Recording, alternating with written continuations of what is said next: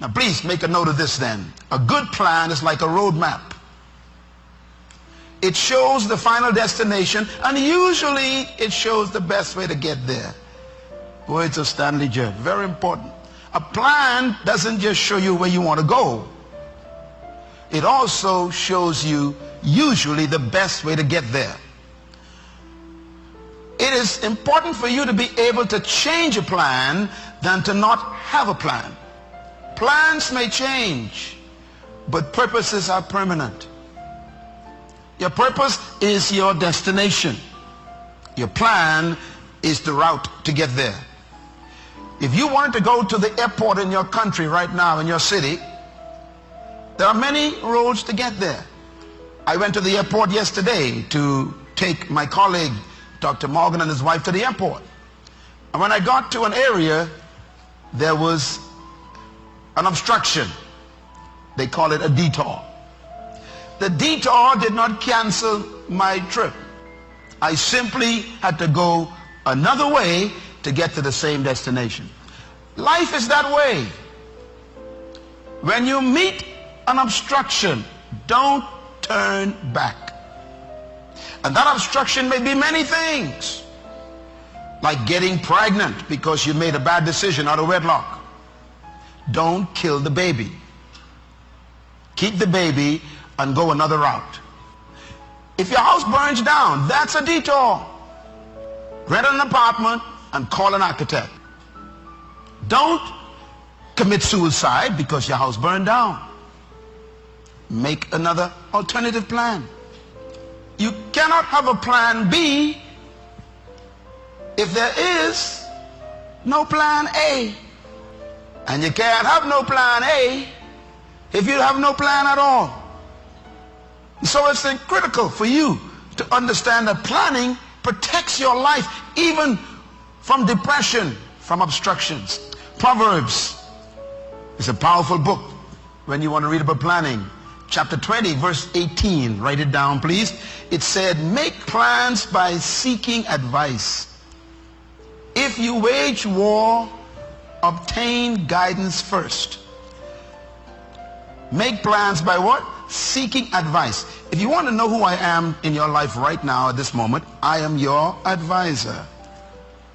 And what I'm doing to you now is helping you to make a plan for your life and for your business and for your family and for your marriage and for your future and for your career and for your education. Make plans, the Word of God says, by seeking advice. And if you're going to go into a fight, he says, obtain guidance before you start. Write this down. Never pick a fight you can't win. Plan how you're going to win before you pick the fight. David did not go out to meet Goliath as an experiment. David practiced with that sling. Before Goliath met him, he became an expert slinger.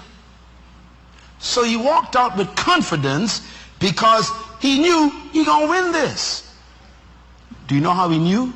He knew that a man with a sword cannot stop a rock. So when you go out with your life in the morning, Monday morning, Tuesday morning, always go out with a confidence. This day is mine. Say it. Say it with passion. This day is mine. You gotta wake up every morning that way. That means you gotta already live the day before you start it. A plan is finishing before you start. Even your government, Ministry of Works in your country, won't allow you to start a house until you show them the finished house. Look at Proverbs 21 verse 5. The plans of the diligent lead to profit, as surely as those who rush into life leads to poverty. People without a plan will become poor. That's scriptural prophetic fact. In other words, we plan our poverty by not planning our profit. We are the way we are because we didn't think enough. There are people, for example, who retired but didn't have a plan after retirement. I don't know, sometimes we think things just gonna work out. Things don't just work out. They will work you out if you don't have what? A plan. You got to plan everything if you want that thing to be what you want. Now, I want to stress something here about success and failure. And this is Myles Munroe quote. Write it down. Whether you succeed or fail depends on the plan you have or don't have. I repeat, whether you succeed or fail in life depends on the plan you have or don't have. And so success is waiting for a plan. Planning is more work than working. You spend more time planning in life than actually working the plan. This is why the Bible uses the word haste. You can't go into life hastily. You have to stop and think. Let me show you what I mean about planning. I want you to get every statement here. I'm going to give you a definition of planning, because some of you never found out what it is. Write it down. What is planning? Number one, planning is the management of the distance between your conception and your destination. Planning is the management of the distance between your birth and your death. Planning, therefore, has to do with that distance that is dynamic. Secondly, planning is applying purpose to time. Time is present anyhow. Planning is giving that time purpose, meaning. Thirdly, planning is documented, preconceived determination of how time will be used. Now, I want to break these words down very carefully. They seem big, but they're very small words. Planning is when you document a preconceived determination of how you will have your time used. Time is going to come anyhow. So what planning does is forces you to put on paper how you determine to use that time. You're telling time, you will be used for this. You ain't going to tell me what to do. I'm going to tell you what to do, time. And that's what planning is. Fourthly, planning is giving meaning to unused time motivated by a clear sense of purpose. I repeat, time and planning is giving meaning to unused time. You ain't used it yet. And that is motivated by a clear sense of purpose. You are going somewhere. For example, what will you do with tomorrow? It's unused at the moment. You ain't there yet. So my question is, what are you going to do with the 24 hours that begins at 12:01 tonight?